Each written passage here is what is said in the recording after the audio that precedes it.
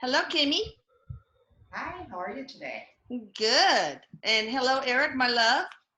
He's saying, hi, Mom, I love you. I love Yeah, you too. he's commenting too that you look very pretty in your shirt. We were just talking Oh, about that was a yeah. new color. Purple. It's my gardening shirt Yeah. because it's really cheap and I don't care, but I do like the color. Anywho, so we are going to talk again about the Salem witch trials and speak, directly to Sarah Good, one of the ones who was convicted and killed. So what do you want to do first, Kim, Erik? Um, well, okay, so Erik says, why don't we start out?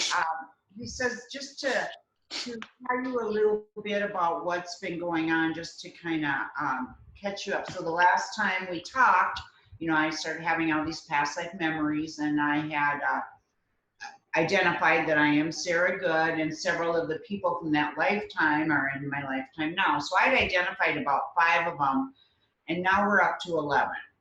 Wow.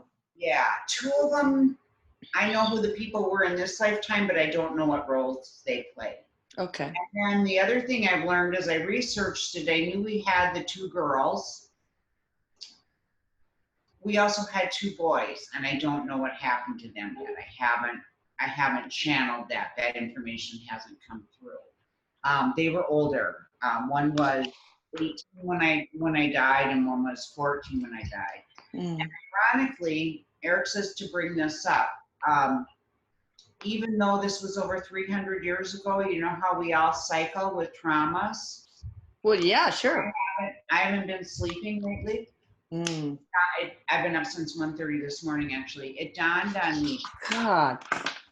the day I died, July 19th, 1692 is tomorrow. Today's July 18th. So that's why this is all coming up along with all the solar, what do we have? Just have an eclipse and all these energy things That's going really on. weird because, I've seen that with a lot of people, for example, who, they turn 20 and all of a sudden they have this severe anxiety disorder. And then they found out that when they were 20 and such, years, centuries ago, that they they had some sort of trauma, or all of a sudden at age 23 they get suicidal, and then past life regression reveals that they did kill themselves, in another life in the past. Mm-hmm. Yeah. Yeah, Erik says it does. It happens actually more than we think, and he's telling me sometimes some of these things that just don't make any sense to us. Why can't when we can't understand why we're holding on to something, why we can't forgive it, and it doesn't seem reasonable. That's how it was for me, like with my parents, where I held on to this resentment. Yeah. And I always had this animosity towards men, which I blamed on my father. And here all along, it was because of this lifetime with this man I was married to, who, basically had a lot to do with the reason for my death. So what I found out was that, so I'm looking, and I asked Erik and Jay for this. So I'm looking at these people. And what I'm finding is I can look up the pictures of some of them, and some of them you can tell, and some of them don't look the same. And so what Erik says is the ones that look the same, it's because they've come back into been born back into that same bloodline. You can trace it back. The ones that don't look like it, you're dealing with the souls of the individuals you dealt with, and they were born into a different family. That's why you don't recognize. Okay. So That makes yeah. sense. Mm-hmm. So anytime you're ready, we can, Erik will help me to connect with this energy, and he'll translate. He says what I don't understand. So All right, go for it. clear yet. So if you want to just go ahead and ask Sarah Good whatever you would want to ask her. Oh my gosh, I wouldn't know what to ask. All right, well, tell us about your experience. Tell us your story. We'll start up with that. Okay.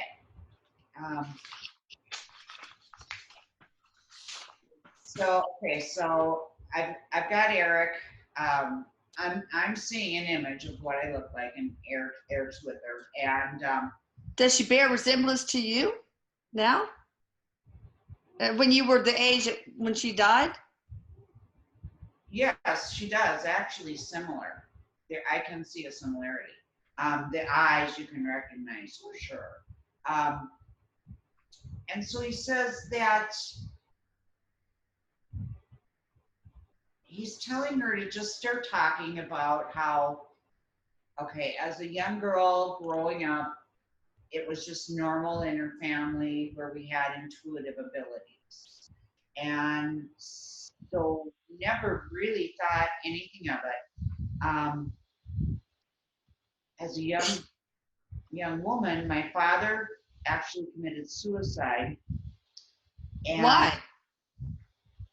depression, Yeah. and it left us kind of reeling. And I fell into a relationship and married a man who um, he was a good man, but he had debts and we struggled. Mm. He was Daniel, and he died of some kind of infection, and then I met William. I hear some breathing or some manipulation of a mic or something like that. You know what? It's my fan. Let me turn it off. Oh, it's okay. I don't want you to be uncomfortable. I don't care. Don't worry about it. Okay. Yeah, so we have better sound quality. Okay. Yeah, so then I married William, and we had 2 boys that were older. And then there was a break in the children for a while. We had Dorothea, and I was expecting our 4th child when I was arrested. Yeah. Why did they arrest you? There was a lot of corruption going on, and a lot of people were being accused so that other people in the town could steal their land. Oh no. And for me, I knew too much and they feared me. For example, how did they find that out? There were, because I was psychic, and it was just too obvious who was having affairs with who was doing what, and there was a lot of corruption. Wait, so were you sharing this with people? No. Your psychic. No. Well, then how do they find out about your psychic ability? What I should say is it was normal to me, so I wasn't per se doing readings and that type of thing, but the things in normal conversation, I would just say to them, they would come true. I got it. It's known that I had a healing gift, that I could lay my hands on you and you would recognize it today as healing, but that I would feel a pulsation in the body when I put my hands on the body. And I knew that there should be an even pulsation between both hands. And so when there wasn't, I knew I just left my hands there until it straightened out and the people improved. So I did that to help us because I did have an inheritance and it was tied up in litigation. Mm. Because of what? Actually, it was because my mother remarried and my stepfather had control of it. Oh, okay. And so it was tied up there. Oh God. And he wasn't giving it to us. So we had to take on my husband's death. So we were poor, but we weren't beggars like they said we were. They often, because when the accusations started, you did not want to be associated with someone who was accused of being a witch. So the way I was reimbursed for providing healings and working for them was, a loaf of bread or eggs or that kind of things, as was customary in the time. And so they used that against me and said that I was a beggar and that it was because I was difficult to get along with and all of these things. When all of these circumstances were really put together to make me look guilty. Mm. They arrested me. the trials, many were arrested, and the trials and being held in jail and chained, all of us in one room, chained on a dirt floor. They'd take us out and take us to our court hearings every day by horseback. It was a ways away. They brought my daughter and my 4-year-old daughter. Someone had accused her of being a witch. Were other members of the family also accused? That you said that intuitiveness was very common in your family? Yes, just my little daughter. Oh, And, okay. and my husband actually was interested in it and was practicing it some too, but was more undercover. And so they arrested our daughter, and we talked about this the first time. She had chains. They had to make little chains for her. During the trial, and I mean there was a lot of torture going on. During the trial, what kind of torture? I'm sorry. Beatings. We were raped numerous times. They'd take us to examine us they thought if you had skin tags that proved you were a witch. And what they were really doing was sexually assaulting you. A lot of beatings. I told you the last time how somebody hit me in the face. Yes. Yeah. What about your daughter, your 4-year-old daughter? She was abused also, and I haven't gotten into the extent of it yet because it's painful. Yeah. And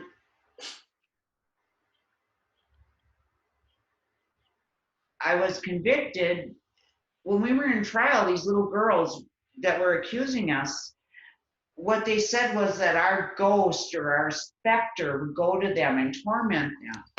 And they even had one man who, one of these little girls said, my specter came and stabbed her, and she produced the tip of a knife.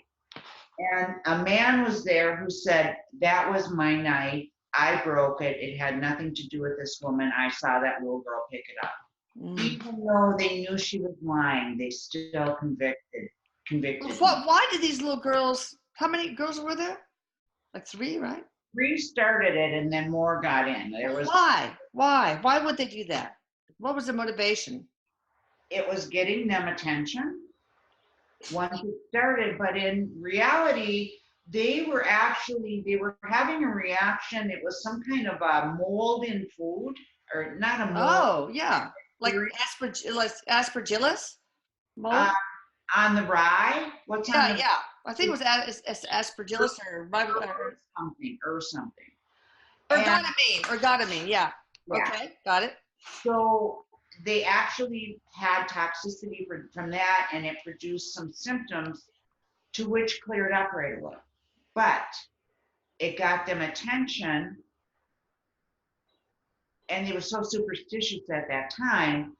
It got them attention, so they kept it up. They were like famous. I mean, even over in Europe, they were hearing about these trials. Were adults encouraging them also?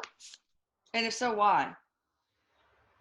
They wanted these witches taken care of. These people they were being witches. Well, how old were these little girls, more or less? Around 10. Okay. 10, 12, 13, in that area. Okay. The other thing that's going on, and now Erik and Jay are talking about this.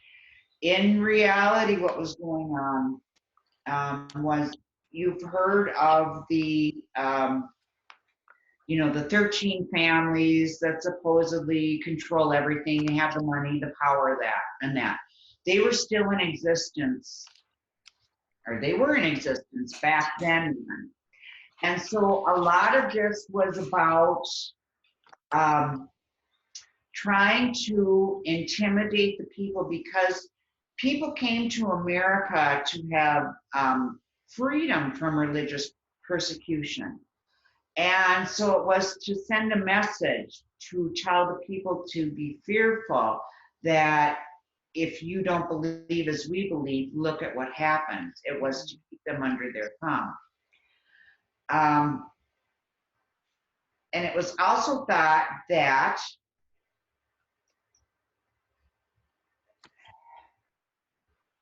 the spiritual awareness and what these women who were psychically gifted, because some of them were psychically gifted, some of them were falsely accused. The ones that were psychically gifted, it was an attempt to shut down the bloodline, so that would not continue.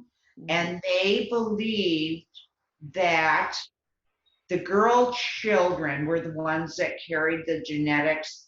I don't even know if they knew what genetics were back then, but carried in their bloodline the ability to have, you know, psychic knowing abilities. They were referred to like as seers and that kind of thing. Okay.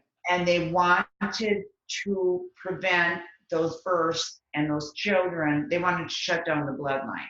Well, why did they not want people to have psychic abilities? For power and control, like they don't want now. They didn't want people waking up and coming into their own power and knowing who they were. I got it. Okay. So they had to keep them under their thumb, under the fear of religious prosecution. Was a lot. However, what Erik and Jay have made clear is that because my mother, after I gave birth in jail on a dirt floor, and my mother took the baby from me, supposedly to clean her up, came back and told me she had died. I named her Mercy. But she did not die, right? I can't remember. Not die. She was given up for adoption. So the bloodline didn't die. It was like my mother was like, how could I put this? Like a sheep in wolf's clothing. Even though she was playing this evil role, it was to do something really profound, you know, a really big, important thing. Yeah. She didn't know that at the time. Why do you say she was evil? Because she said your child died, but then she was trying to save the bloodline, so it's confusing. She didn't know that intentionally. Oh, okay. She knew. She was told. This is what Erik and Jay told me. She was told to take the baby and to smother it, and she couldn't do it. Who told her to do that? The powers that be? Church, yes, the higher ups in the church, which you got to understand, these people who were empowering the churches, these reverends, were also the judges and the governors. So the law and the religion was all intertwined. And so I don't know how she did it. That was never clear, but she took this baby. But she played the role of being someone on their side. You know, she was playing out that heavy role, someone on their side that came to take the baby, to smother the baby. Okay. So, yeah. And so it was more or less a trick to prevent the powers that be from, you know, preventing that birth from happening. Right. Killing that child.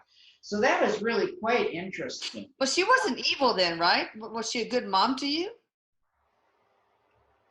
She was a nun in that lifetime.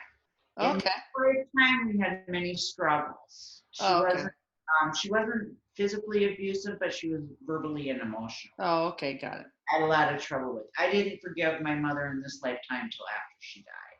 Wait, so how could she be a nun and have had children? Oops. We're talking about two different lifetimes. I skipped over to Kim.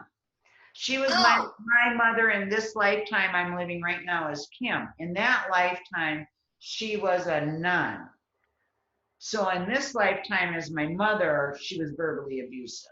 Oh, okay, I got you. Oh, okay, so this was not your mother and Sarah. This was not Sarah Good's mother. Okay, got it. Not my mother. Okay. She was a nun. I got it. I understand. She was playing an evil role. That's why Erik's saying she was it's opposite of how we usually say it. She was a sheep in wolf's clothing. Okay. You know, she was playing out this evil role, but she really. Yeah. Yeah. So let's go to the trials. Tell me about the trials. They were horrendous. Many people in the town were there observing. they are screaming at us, trying to get us to admit guilt. They're trying to be very authoritative, and I'm just honestly as scared as I can be. I've got a lot of hormonal stuff going on. I'm devastated. Yeah. Yeah, I'm devastated that my husband has thrown me under the bus like this. He told, to deflect the guilt from him, he told them that he believes I'm a witch. It pains him to say this because of my bad carriage towards him. That must have been a word for attitude or something back then. My bad carriage towards him. He pointed out in court um, that he said, didn't you see the mark under her right shoulder when you examined her? So then I was taken away and examined or abused once again. So that was the hardest part of it. And with the exception of leaving my daughter,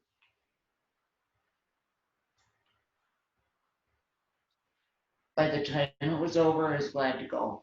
Yeah. Oh. So were you executed? Wait, what was your reaction when they pronounced you guilty and sentenced you to death? I sobbed, but I fell to my knees and I sobbed, but I hope they change their mind. I hope they take sympathy on me because they stayed the sentence or whatever you call it until I gave birth. So I hope they changed their mind, and they just never did. So then for the remainder of the days, it wasn't very long, maybe we were given such little to eat, and it was such horrible conditions. We slept as often as we could. And I think it was maybe about a month then I gave birth. And then it was shortly after that they brought four of us for execution. They did four of us in one day. Four other women. What was it? They burned you on y'all at the stake? They hung us off. Pardon me? They hung us off. Oh, they hung you. It wasn't burning at the stake. Yeah. Oh. How was that was Europe. Was it painful? The other thing they did is they put it. Go ahead. No, we were out of our bodies. God. It was like the minute we had hoods over our head, the minute the floor dropped underneath us, that's how they did it. A floor drops and you fall. The minute the floor dropped, it was like just shot right out of my body. Thank God. And so by the time that happened, yes, I was afraid, but I knew I hadn't done anything wrong. And I yelled. One of the judges was there trying to get me at the last minute to admit guilt. And I wouldn't. And I yelled that something to the effect of, I won't admit it. I'm not guilty. And if you take my life, God will make you choke on your own blood.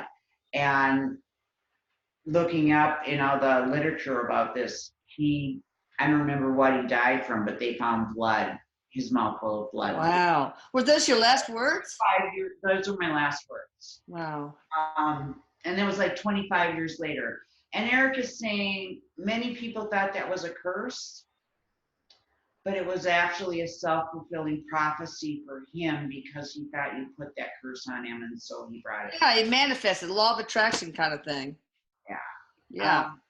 And then there was another man that was, I want to talk about, that was especially involved. His name was Cotton Mather. And he was one of the reverends. And he started out to be a really, really bad guy. Wanted these women killed, and there were men too, but had wrote books about what to look for witchcraft, all this thing. Well, somewhere within the trials, he had a change of heart, and he was starting to see that this was not right. Prior to this, and this would be the one thing that I'd say really changed as a result of my death as Sarah. Prior to this, you were guilty until proven innocent. But Cotton Mather's got the laws changed to innocent before proven guilty. Oh, wow. It forced him to write some kind of manuscript or book that was a false history report that made them look like, and he did it unwillingly, but it made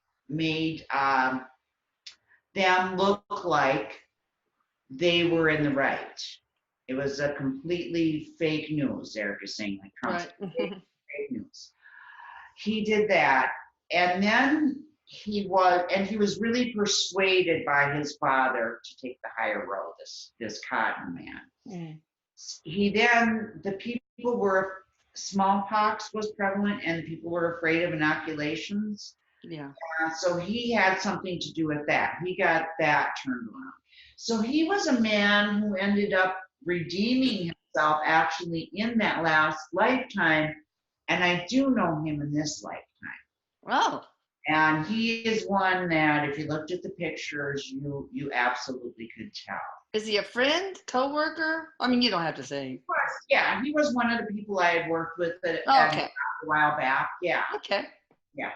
And ironically, I wasn't going to bring him up in this channeling today, but I had to run an errand and I'm coming home, and it's the strangest thing. These cars in front of me are getting out of the way. There's a car. Eric says, bring it up. It's a synchronicity. There's a car. It says Cotton Napa, and there's a cotton ball on it, a picture of a cotton ball. Napa's like an art store. Yeah. Okay, all right, we'll talk about you today, Cotton. You want to come through? So. That's so funny. So, was this all a spiritual contract? Yes, and it was to get these laws changed and this legislature changed. And those little girls, the accusers, they also signed up for this contract?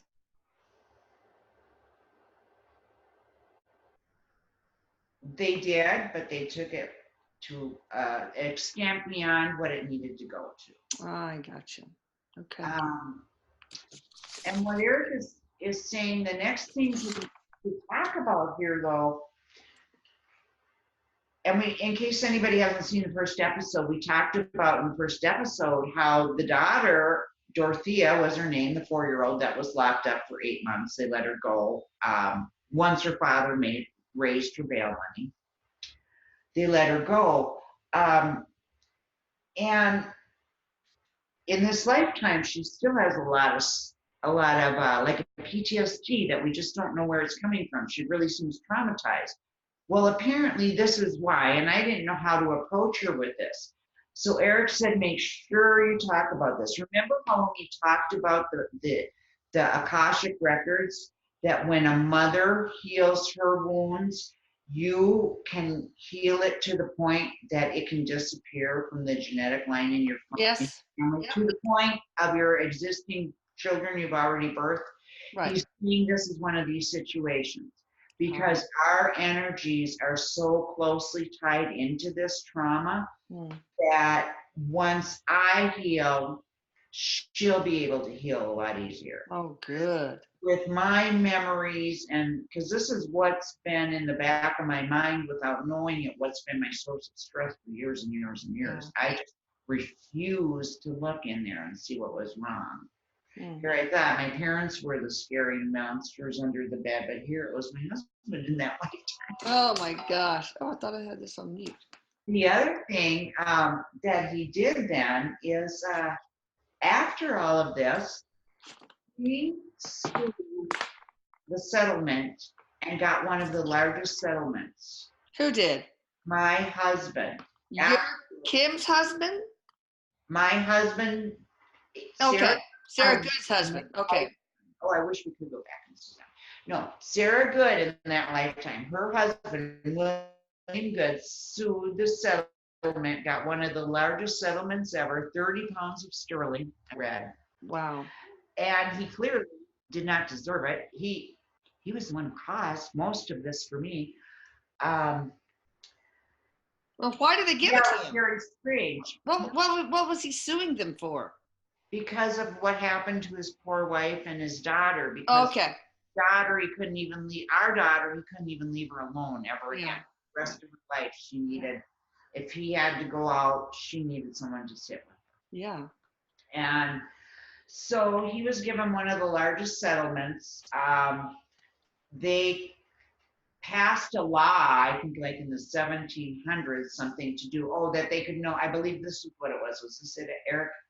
The specter thing. They could no longer use specter evidence, where someone Oh, yeah. harms you. And um,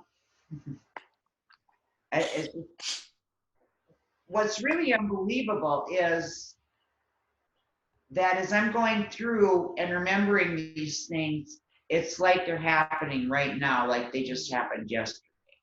And so what I'm asking Erik is, how can this be? How can I still be holding on to a grudge of something that happened 300 years ago, over 300 years ago? Because supposedly when I had a reading with another psychic medium, told me that me, this person who was Cotton, and my husband, that were all really good friends on the other side. Your second husband or your first husband? Oh, no, my husband in that Oh, lifetime. okay, got it. I got it. Lifetime, these people from the Salem lifetime that were all really, even though they played negative roles, that we're all really good friends.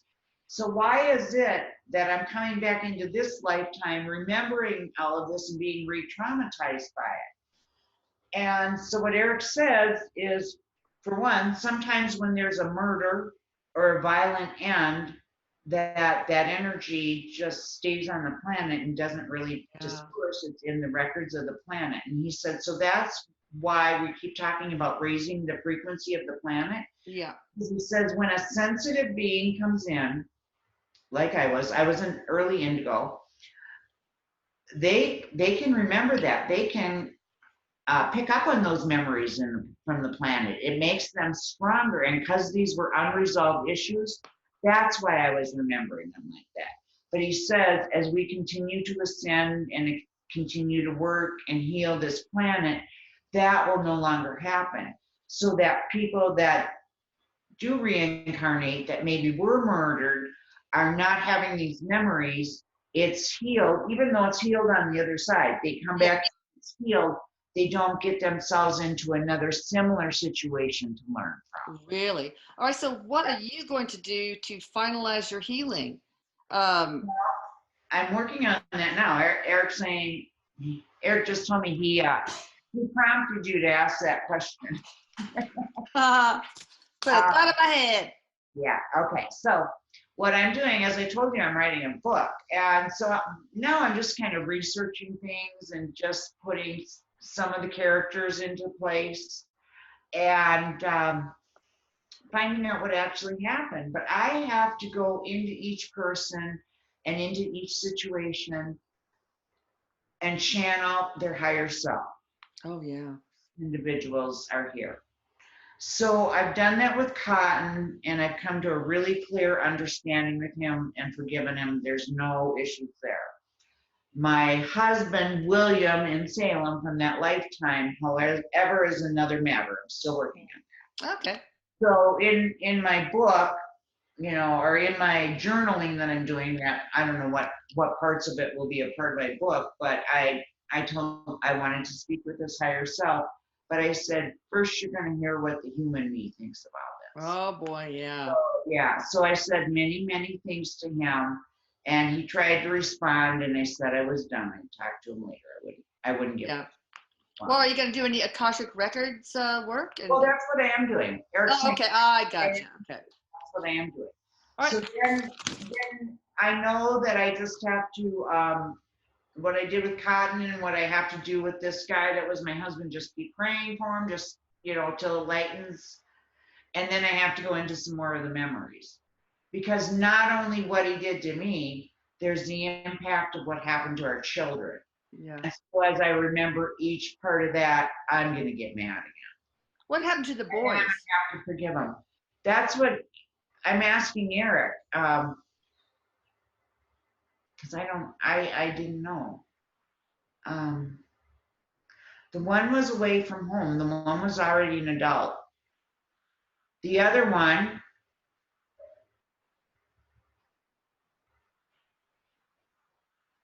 I knew it. He tried to turn him against me.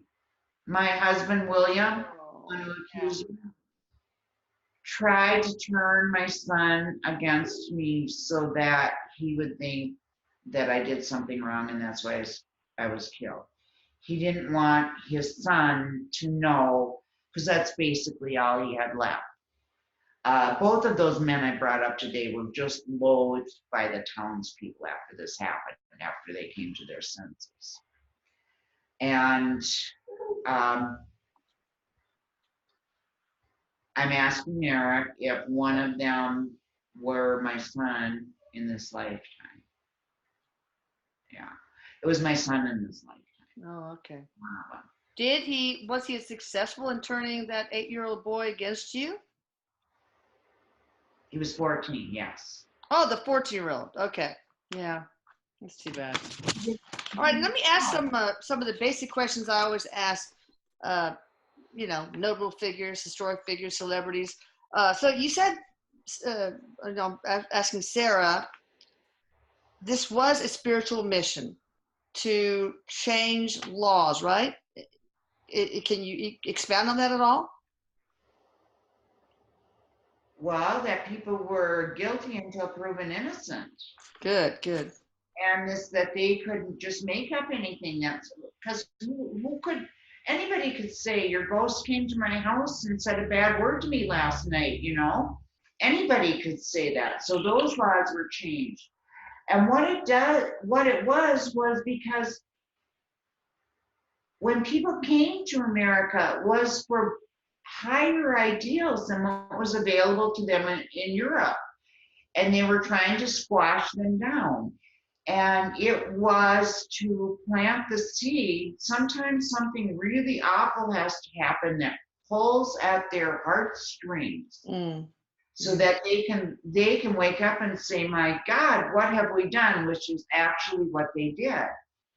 But this country was founded on the idea of freedom from religious prosecution, and that was exactly what was happening. Yeah. We came in to show that we weren't doing anything wrong. We weren't doing anything against God. We were just normal, loving people.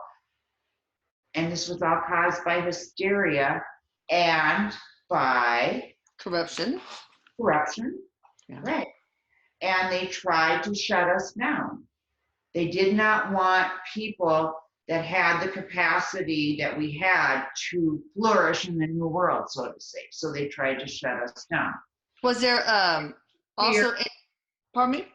Through fear and right. Fear that we were not able to have our children or reproduce. So was if there also any sort of age, we were going to be killed. Yeah. Was there any sort of spiritual contract to reform the church beside what we just talked about? Yes, the church was a part of it too, because they did start to look, at what had happened and consider that maybe there was another possibility that these, that they were misinterpreting what was going on, and that it did get the conversations going, and that was when the church and the state started to realize they had to separate. Oh, good. That's what started that process. Okay, good. Now, I'm asking Sarah, was she in that lifetime here to learn something?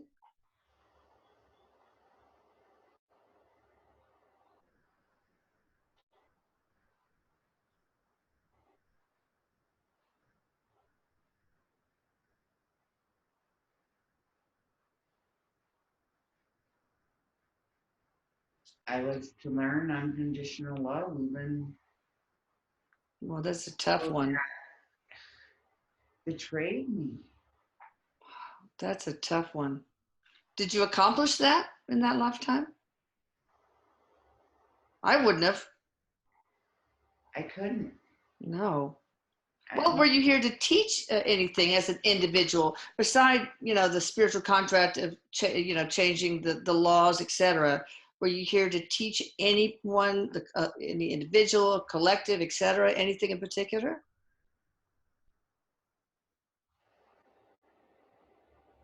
how to work with the natural laws and with nature and with plants and that kind of thing. Eric's saying I also had like some botany knowledge, so Oh, I know like if somebody had some kind of a bug bite, what kind of plant to put on it, that type of. okay. And so I was here to teach that and to present a new idea. And I was here to learn to love unconditionally. Okay. Now, when you crossed over, what was that like, your transition?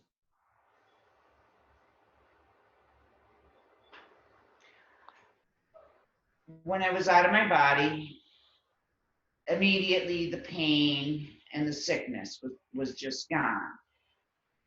I, however, was not going to leave the earth plane until my daughter was safe out of jail. Mm, And an angel or my guide came and really helped me to understand what had happened. I was given the option to come with them, or I could stay for a while and try to nurture my family and my daughter. And so I bless did, you. and I tried to spend as much time with my son because my older son, he didn't know that I died right away. Oh, wow. And so I spent as much time with them as I could. I followed my newborn, made sure, influenced everybody that I could that she got into a healthy family. Mm, It was a relief when I passed because although I believed that was probably true, there was an inkling in me that wasn't sure. yeah. I was actually okay either way because I thought if she did die, at least I'll be with her. I'll have one of my kids. Oh, yeah. Mhm. So I made sure she went to a good home. I touched in with my children as much as I could, the boys. And then when I went to the other side, then I really got the full gist of everything that happened. Yeah. Did You know, you I did you didn't have believe a in understanding. did you believe in heaven before you died, and were you afraid that you might go to hell even just because you were falsely accused? I mean, what were your religious beliefs back then? I We mean, when you were alive. taught, the same that everybody was, very strict, what did they call it, Puritan. Oh, We yeah. had those belief systems, but I actually did not believe them because I was very intuitive and I'd seen angels and things that people didn't normally see as a little girl. Yeah. So I had an insight. So I knew. So I didn't know. I did not believe I was going. I don't know. I might have believed that there was a hell, but I knew that I was good and I knew that I didn't do anything wrong. So I wasn't worried about it. Yeah, your last name was good. So that's Yeah. interesting. It is very interesting, very ironic. Yeah. It's probably on purpose. It's not a coincidence. So No coincidences, Eric just said. there we go. Now, when the little girls got old and transitioned, and your husband William and Cotton, um, how was that meeting?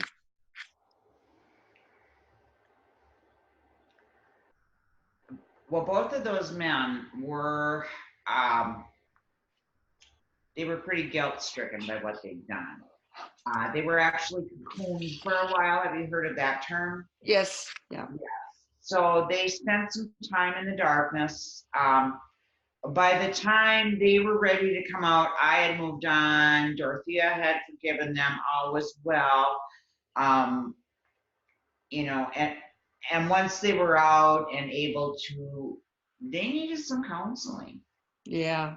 You know, especially, well, my husband, what he did to his own family was horrendous, but Cotton did some other bad things too. I mean, he was involved with numerous people's death. Mm. Not so much as he was at all their executions, but a heavy, heavy influencer that they all listened to. God. My daughter, Macy, the one that was adopted, she had no idea of any of this. When she was a young woman, before she was to marry, I came to her in a dream. And so she knew of her birth origins, Yeah. knew of her abilities. Mm. So I did get to touch in with her. And then, you know, when she died, we were all reunited. Oh, that's good. So, but your husband, was it a part of the spiritual contract for him to throw you under the bus and influence the 14-year-old? No, it wasn't. He was just a little bastard. That's what he was. That's a good way to put it. Thank Mm. you. God. You want to know what I named him in my book? What? Percy Coward. Oh, that's a good one. Yeah. All right. So, is there any other life that Sarah Good wants to share that sort of influenced her life of Sarah?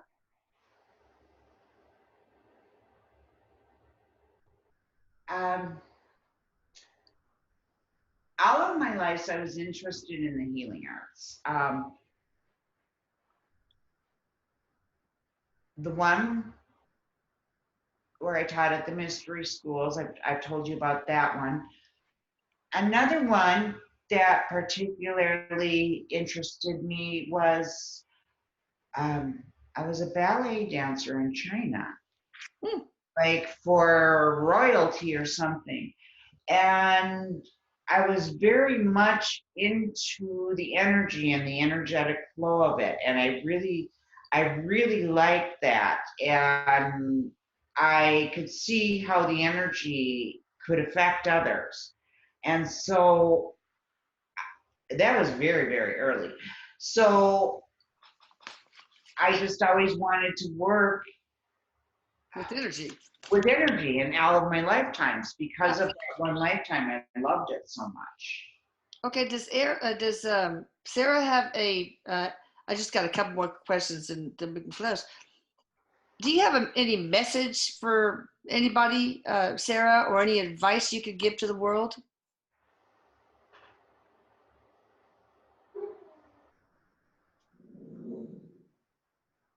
The thing that would have helped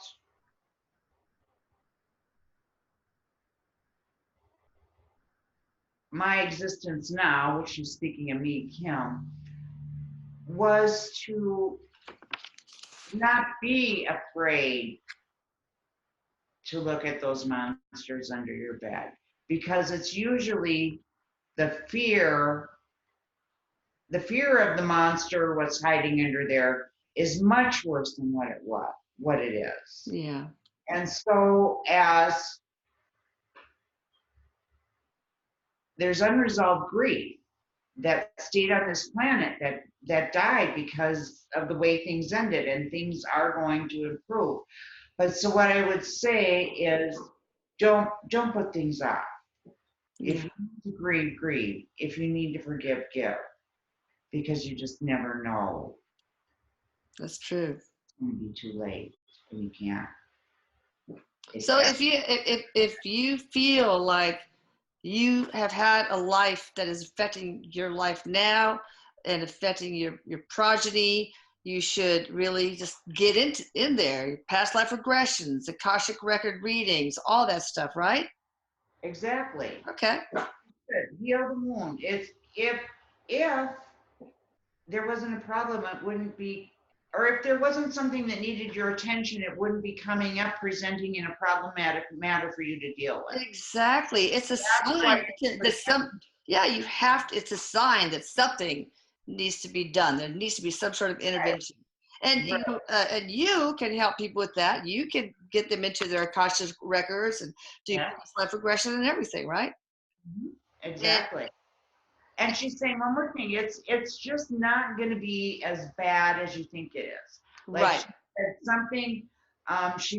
What she's saying is what we may hear on this planet perceive, the death of somebody, that it's going to take weeks and months to grieve it. When you relive it from a past life, it's a day. Yeah. Right. She's just saying, face your fears. Do not be Yeah. afraid of them. She's Exactly. saying, the powers that be, this is how they work. They kept you in fear to hold you in captivity. That's right. And we are eternal beings. What's the worst that can happen to us, eh? So so many things are spiritual contracts, so to help us get the polarity and the contrast we need to grow in our human experience. All right, and so you guys, if you want to get in touch with Kim, and of course you do, you can you can see her, find out more about her at embody-light.com, which I'll put here. And also, you guys subscribe to the channel for more of this interesting stuff. And like this video if you did, and if you didn't, just go ahead and do it anyway. Oh, just kidding. Anyway, Erik, I love you. Kim, I love you. Well, I love you, and Erik loves you too. And happy healing. Thank you. Bye.